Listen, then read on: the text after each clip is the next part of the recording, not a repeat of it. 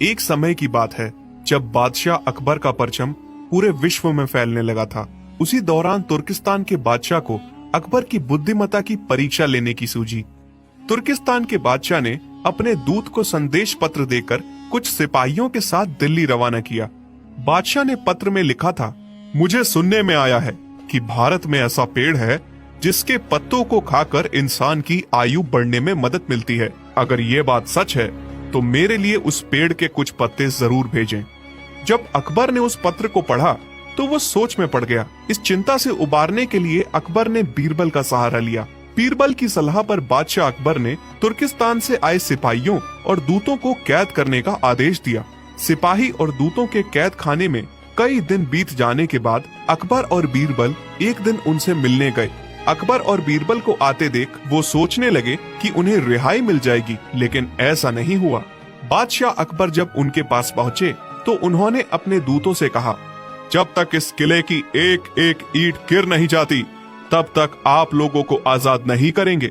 ऐसा होने तक आप सभी के लिए यहाँ खाने पीने का पूरा इंतजाम किया जाएगा। इतना कहकर बादशाह अकबर और बीरबल वहाँ से चले गए। उनके जाने के बाद दूत और सिपाही कैद से निकलने के लिए उपाय सोचने लगे। जब कोई रास्ता नजर नहीं आया तो भगवान से प्रार्थना करने लगे। जल्द ही उनकी प्रार्थना रंग लाई और कुछ दिनों बाद अचानक तेज भूकंप आया और भूकंप के कारण किले का एक भाग टूटकर गिर गया। इस घटना के बाद दूत ने अकबर के पास किले की दीवार गिराने की खबर भिजवाई।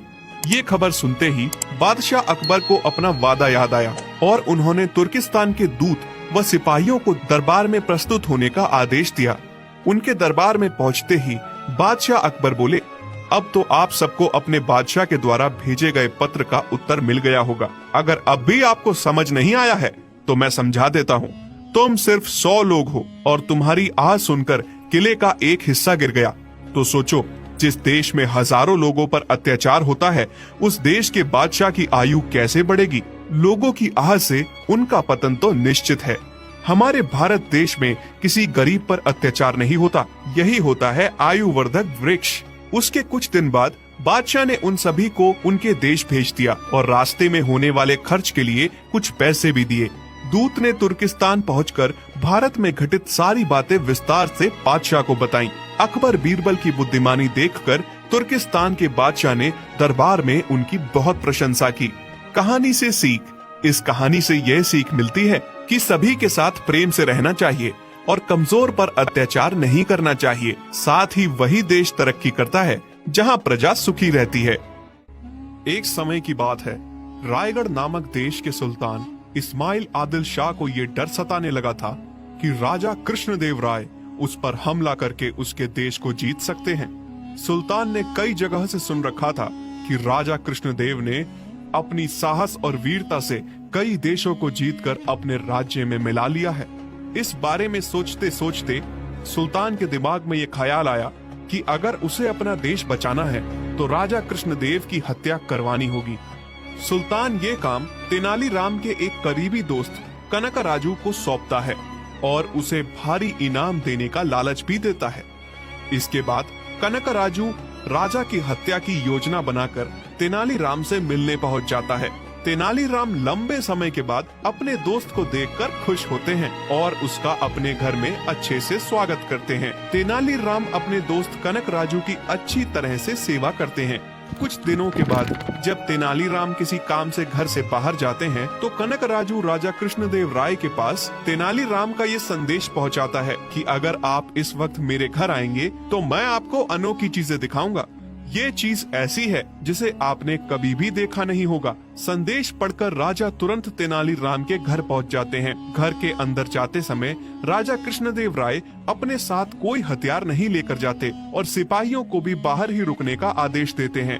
राजा के घर में घुसते ही कनकराजू उन पर छुरे से वार कर देता है, लेकिन राजा कृष्णदेव बड़े ही चतुराई से कनकराजू के वार को रोक देते हैं और अपने सिपाहियों को आवाज लगाते हैं। राजा की आवाज सुनते ही अंगरक्षक वहां पहुंच जाते हैं और कनकराजू को पकड़कर उसकी हत्या कर देते हैं।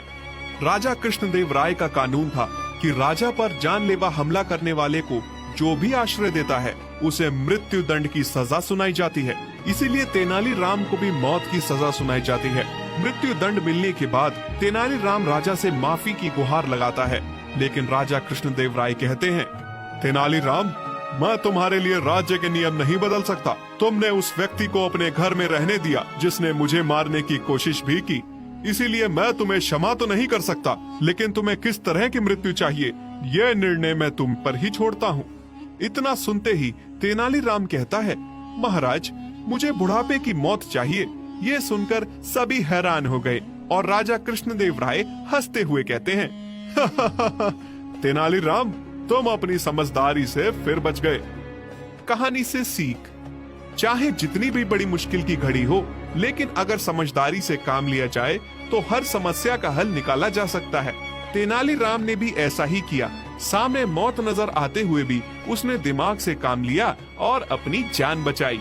अगर आपको हमारी ये वीडियो अच्छी लगी तो प्लीज़ हमारे फेसबुक पेज को लाइक, शेयर, कमेंट और फॉलो ज़रूर करें।